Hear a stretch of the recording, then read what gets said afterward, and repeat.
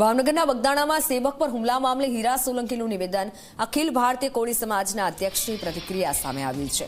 કોળી સમાજના સંમેલન અંગે મને કોઈ જાણ નથી, મને કોઈ સંમેલન માટે ફોન પણ નથી આવ્યો, અમે સંમેલનમાં જવાના પણ નથી। નવનીતભાઈને ન્યાય મળ્યો તે બદલ સરકારનો આભાર તેવું નિવેદન આપ્યું છે। મારા ધ્યાન ઉપર જ નથી, મારા ધ્યાન પર કોઈ ફોન પણ એ બાબતનો મને આવ્યો નથી અને એમાં અમે જવાનું નથી અને આ જે ન્યાય મળવાનો હતો એ કોળી સમાજને ન્યાય મળી ચૂક્યો છે।